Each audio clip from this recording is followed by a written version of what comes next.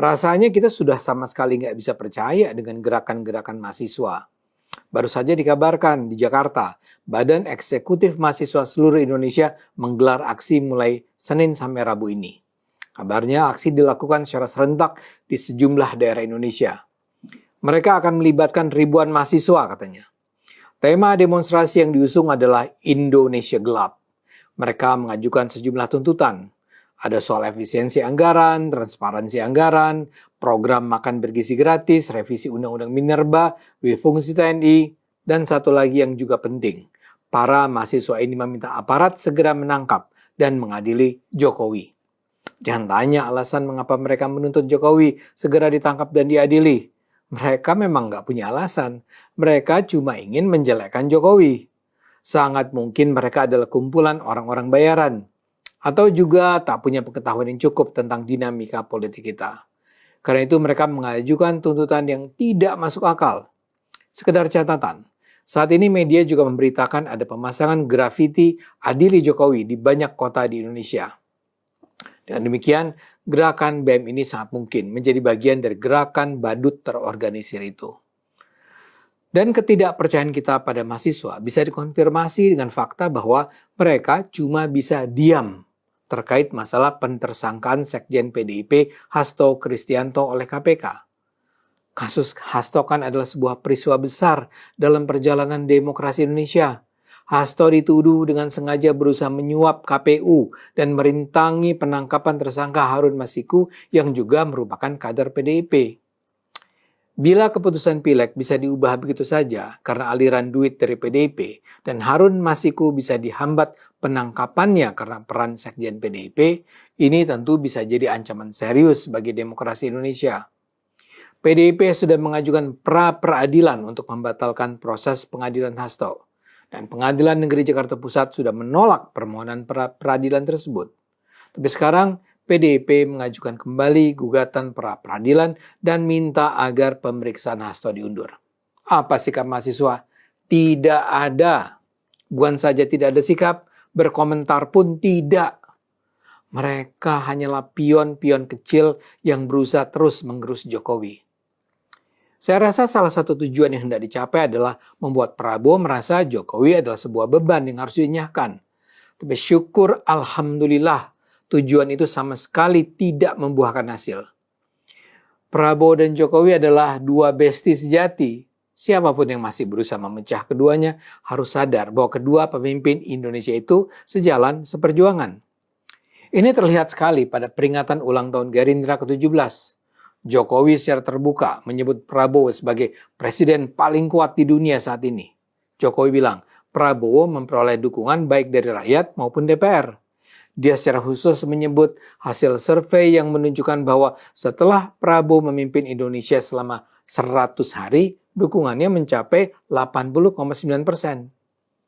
Jokowi bahkan menunjukkan bahwa pencapaian 100 hari Prabowo itu jauh lebih tinggi dari pencapaian dia pada 100 hari pertama di tahun 2014. Approval rating Jokowi di tahun 2014 hanyalah 62%. Dan itu bahkan turun lagi menjadi 52% saat dia menaikkan harga BBM. Pencapaian Prabowo kali ini jauh di atas waktu itu. Pesan Jokowi ini secara jelas menunjukkan besarnya penghargaan dia terhadap Prabowo. Saat survei tentang pencapaian Prabowo dipublikasikan, banyak pihak nyinyir mengatakan itu menunjukkan bahwa Prabowo jauh lebih populer daripada Jokowi. Nyinyiran ini nampak sebagai upaya provokasi sekaligus melecehkan Jokowi. Tapi gini, Jokowi justru menyebut secara khusus capaian itu dalam pidatonya. Dia seperti ingin mengatakan, dia sama sekali tidak harus merasa malu. Menurut Jokowi, Prabowo memang hebat dan masyarakat harus menyadarinya. Jokowi sungguh-sungguh ingin menggambarkan bahwa Prabowo, sang pengganti dia, memang dicintai rakyat. Menurut Jokowi bahkan tidak ada yang berani mengkritik Prabowo saat ini. Ketika ada masalah, yang disalahkan Jokowi, ujarnya berkelakar. Jokowi terlihat menempati posisi istimewa dalam acara itu. Keluarga besar Jokowi seperti Kaisang Pangarep dan Bobi Nasution juga ikut meramaikan acara. Jokowi tampil mengenakan kemeja safari putih dan celana hitam, senada dengan kemeja yang dikenakan para kader Gerindra. Sebelum Jokowi pidato, Prabowo juga tampil di panggung memuji-muji Jokowi. Prabowo dengan jelas mengatakan, dia berhasil karena dukungan Jokowi. Sebagian hadirin bertepuk tangan mendengar pujian tersebut. Namun karena dianggap kurang membahana, Prabowo pun berseru, "Semangat lagi!" Hadirin pun bersorak. Sambil begitu, kader Gerindra yang memenuhi ruangan bersemangat menyanyikan terima kasih Jokowi. Setelah sambutan, Jokowi langsung dihampiri Prabowo. Jokowi diberi keris berwarna keemasan oleh Prabowo. Meskipun proses pemberian itu berlangsung cepat, namun tetap menarik banyak perhatian. Keduanya kemudian sempat berangkulan setelah pemberian cenderamata selesai dilakukan. Keduanya lalu menyapa para peserta di sekitar podium tempat menyampaikan sambutan. Saya percaya acara ini dirancang untuk menyampaikan pesan kepada mereka yang ingin merusak hubungan Prabowo dan Jokowi. Prabowo dan Jokowi ingin menunjukkan bahwa mereka bersahabat, bahkan mungkin bersaudara. Diberitakan sebelumnya di hari ulang tahun NU, Prabowo sempat mengungkapkan bahwa ada pihak-pihak yang coba memisahkan dirinya dengan Jokowi. Tapi kata Prabowo, upaya adu domba antara dirinya dengan Jokowi akan sia-sia. Dalam politik, kata Pak Prabowo, Pak Jokowi adalah guru saya. Prabowo kali ini sebenarnya juga mengundang Megawati dalam HUT Gerindra, namun sang ketua umum PDIP tidak hadir memenuhi undangan. Kehadiran Mega diwakilkan oleh dua anak buahnya, Bendahara Umum PDIP Oli Dondo Kambei dan Ketua Dewan Pimpinan Pusat PDIP Said Abdullah. Tapi ketidakhadiran Mega tidak membuat Prabowo kecewa. Di dalam pidatonya, dia tetap nampak berusaha bersikap adil terhadap Megawati.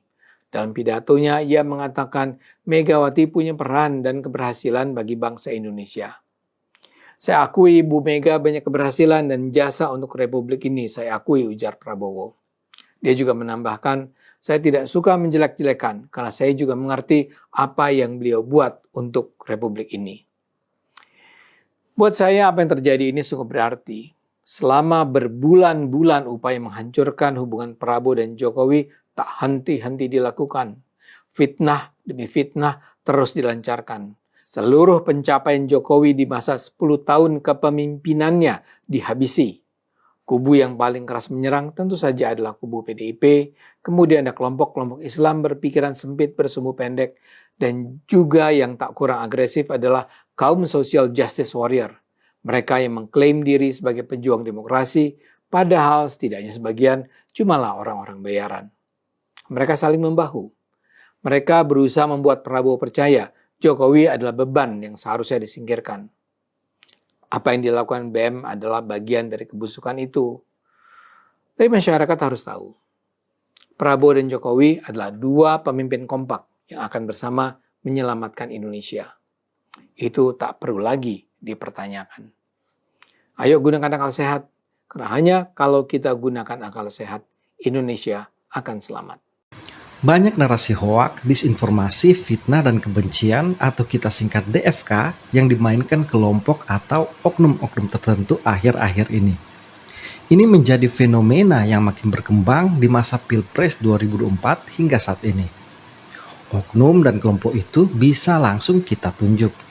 Seperti saat narasi Sekjen PD Perjuangan Hasto Kristianto yang memfitnah Muhammad Kodari mengatur atau otak pengaturan hasil KPU yang memenangkan Prabowo Gibran. Tentunya kita harus hati-hati dengan pernyataan Mas Hasto. Nah, menurut saya yang harus hati-hati itu sebetulnya bukan hanya kita sebagai orang di luar, tetapi justru Bu Mega yang harus hati-hati dengan pernyataan Mas Hasto. Kenapa? Karena Mas Hasto ini historikalnya itu sering sekali menyampaikan informasi-informasi yang tidak jelas gitu. Dan bahkan hoaks. Jadi contoh-contoh yang pro kontra ya, yang debatable misalnya begitu, pernah mengatakan bahwa kalau saya nggak salah ingat ya, Pak Prabowo menampar seorang menteri misalnya gitu. Itu pernah itu. Dan kemudian tidak terbukti. Lalu kemudian yang jelas-jelas hoaks adalah ya dalam konteks pemilu kemarin dia mengatakan dengan sangat jelas dan yakin bahwa Ganjar Mahfud itu menang di TPS di luar negeri.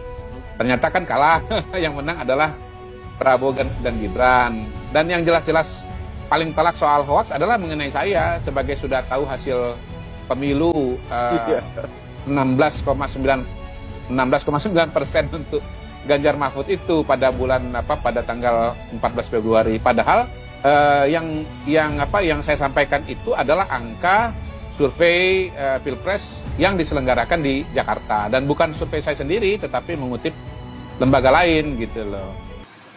Kodi Bakri yang memfitnah polisi punya akses ke aplikasi Sirekap KPU. Dia juga memfitnah Prabowo akan diracun dan hanya memimpin selama 2 tahun. Dan akhirnya Gibran menjadi presiden. Memang Pak Prabowo ini bakal jadi presiden berapa lama? Jadi rencananya 2 tahun. 3 tahun berikutnya diikuti oleh Gibran. Roy Suryo yang menuduh Gibran menggunakan 3 mikrofon dan mendapatkan bantuan dari luar saat debat Pilpres.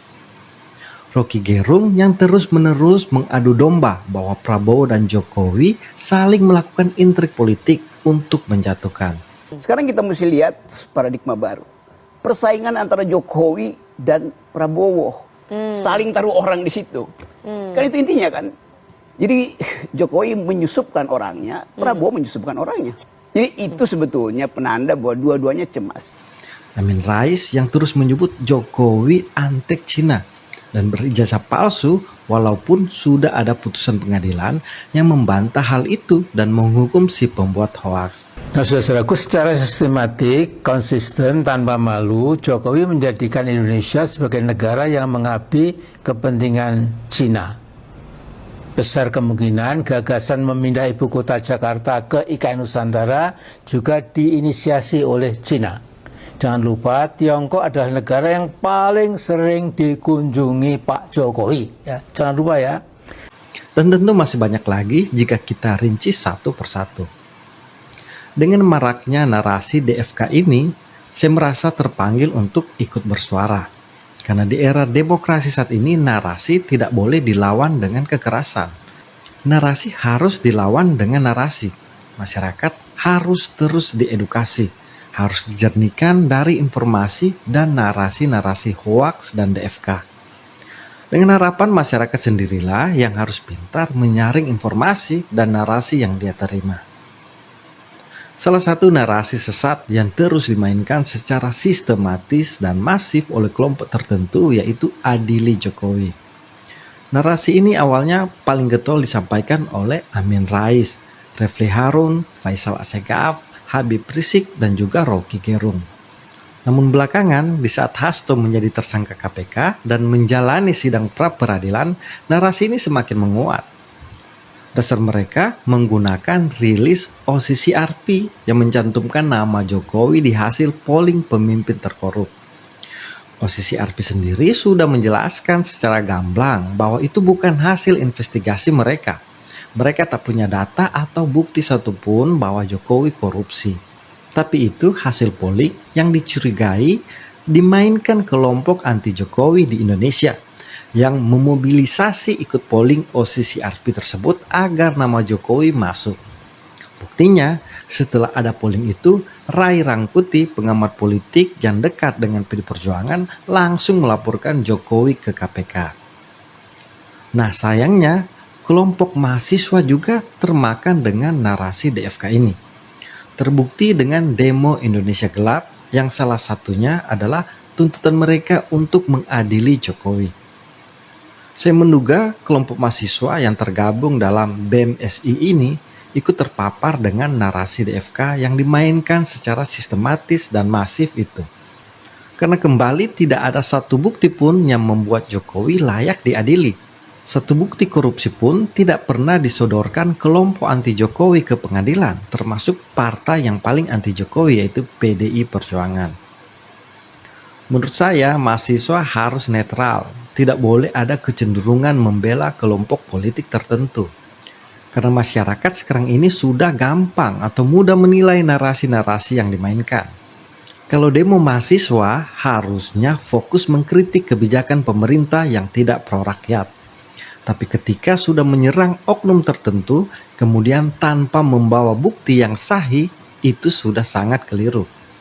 Dan kesan ditunggangi kepentingan politik tertentu pasti akan disematkan publik. Apalagi saat kasus Hasto yang menjadi tersangka korupsi, tidak ada kelompok mahasiswa yang bersuara lantang. Ada mungkin yang narasikan suap kan bukan korupsi. Kita harus paham, suap merupakan tindak pidana korupsi. Suap termasuk salah satu bentuk korupsi yang diatur dalam Undang-Undang Nomor 31 Tahun 1999 tentang Pemberantasan Tindak Pidana Korupsi atau UU Tipikor. Jadi, jika mahasiswa tidak hati-hati, akan dengan mudah publik menilai bahwa demo ini ditunggangi kelompok Hasto atau yang lain. Kita ketahui, Hasto sudah kalah dalam pra-peradilan. Dengan demikian, statusnya sebagai tersangka KPK sah.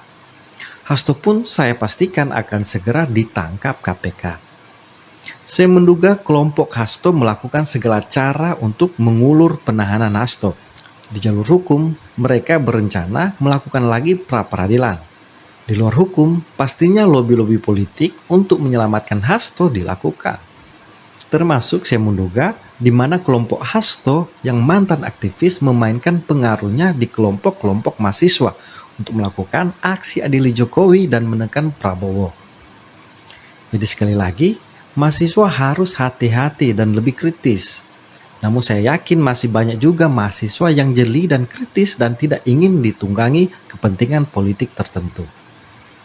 Perlu disclaimer, saya tidak anti demo mahasiswa. Saya pernah juga menjadi ketua organisasi ekstra kampus dan terlibat juga dalam sejumlah demo saat menjadi mahasiswa. Saya hanya mengingatkan mahasiswa untuk tetap berdiri netral dan bersuara kritis untuk kepentingan publik, tapi tidak terjebak dalam narasi yang menguntungkan kelompok atau partai politik tertentu. Terakhir, saya mengajak kawan-kawan semua yang menonton video ini harus berani melawan narasi hoaks, disinformasi, sesat, dan kebencian dengan narasi tandingan. Karena ketika semua orang baik diam, saat itulah sebuah negara sedang menuju jurang kehancuran. Mari kita sama-sama menjaga NKRI yang kita cintai dengan ikut terlibat aktif bernarasi.